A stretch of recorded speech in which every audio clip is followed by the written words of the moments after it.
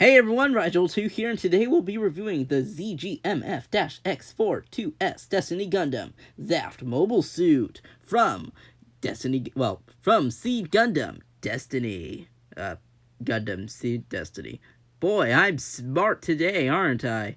And here we have the box with some nice artwork and some extra parts left over. And stickers, not too many, pretty good. And the pamphlet, it's pretty good as well.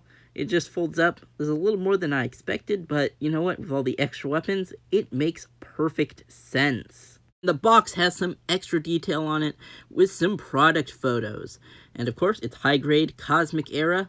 And yeah, just a bunch of Japanese text that I just cannot read.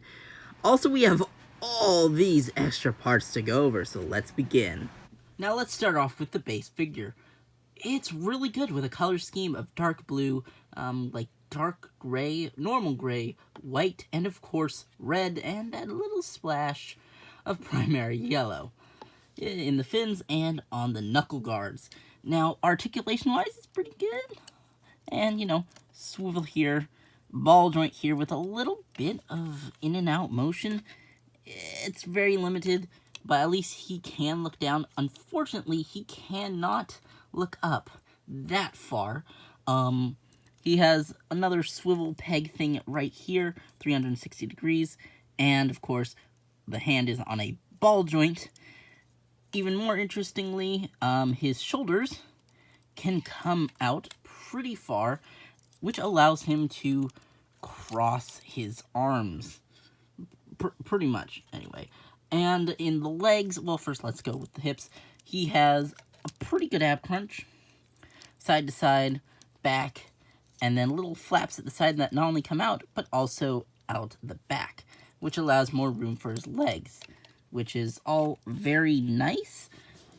And this goes forward. Now, there is a modification you can do to make it individually, but I don't want to do that. And yeah, that's pretty good. Unfortunately, not only is this piece large, but it's completely immobile.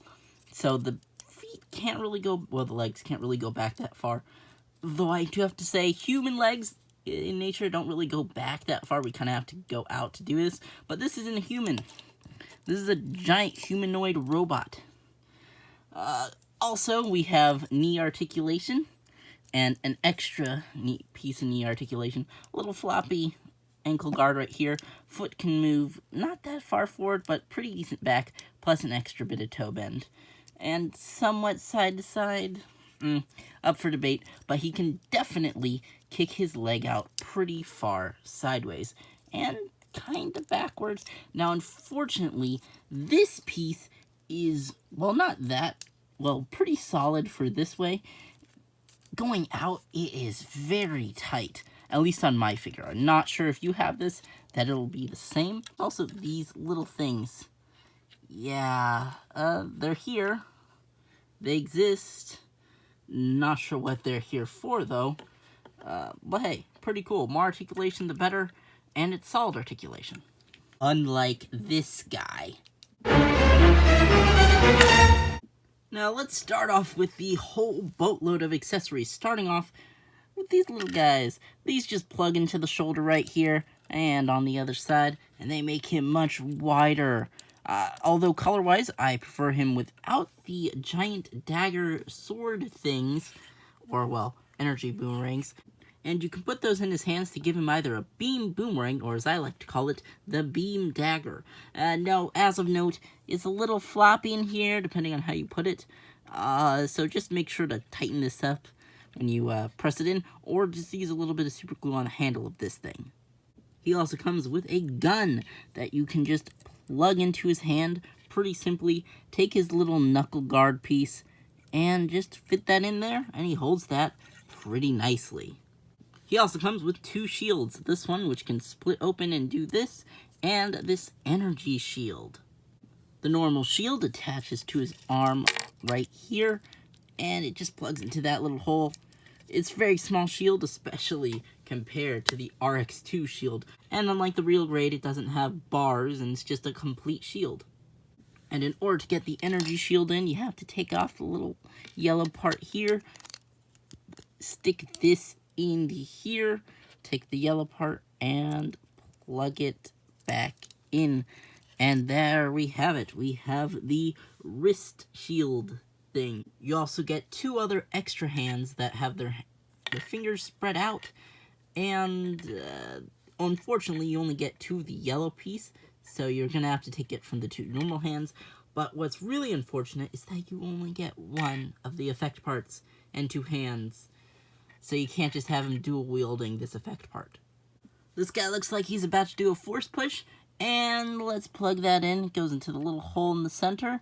And wha-bam! That looks pretty cool. It kind of has some Iron Man vibes to him. Now let's move on to the main event, the wing pack. All you have to do is plug it into the back and it will hold in very nice and tightly. Although taking out it is a bit too hard, you'll take out the whole torso. And that looks awesome, but it is incomplete. This folds out like this, and it can do that. And this is a gun. Now just position the hand like this, take the gun, fit it through this hole, and then you want to place it here, twist it up, take this part, and just fit it in. And this should snap in a bit, and it's a little floppy, but it, oh boy. I don't know if it's just my kit, but this thing is a way too floppy in his hand. I don't know a way to fix this besides tightening it up a bit more, but it's just not a great connection. It's way too floppy, and I think you should just store it in the back of the wings, and that just slots in very nicely. Next we have the sword, which can just fold out, push that in a little bit, take these little pieces out here, and if you notice why it doesn't look completely complete, you have to take this big part here and just fit it into the grooves, and that makes this nice and snap together. And now you can put it in his hand, or up at that, and that looks super cool. If a bit floppy, just like the other one, it turns really easily, but as long as you're not touching it or aren't using it in an animation, it should just keep there fine. That can fit right in his back. Just make sure to fold it up.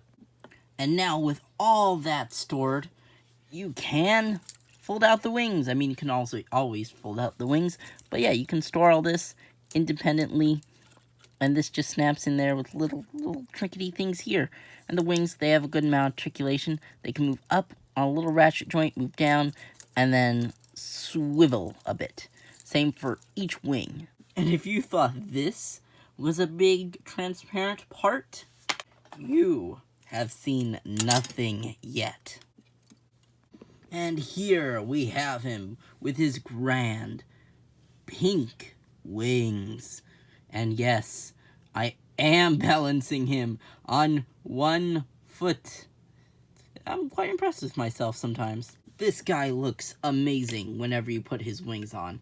I just love how the light bleeds through it, and it gives him such an incredible presence. And just to show a little better, I am going to take off the little weapons on the back. You can also store his gun on the back through the little peg here. These wings look great, and add just a ton of size to him. So yeah, let's get to the size comparisons. Matoran, Char, Ew Gundam Wing, my Bionicle Self-Mock, and my Thermos. Alright, so that is it for this review. Hopefully you guys enjoyed, and I'll just leave you off with the picture showcase. And if you're wondering what score I'm giving this guy is getting an 8 out of 10. Pretty good. If it wasn't for the floppy weapons, this guy would probably get a 9 or a 10.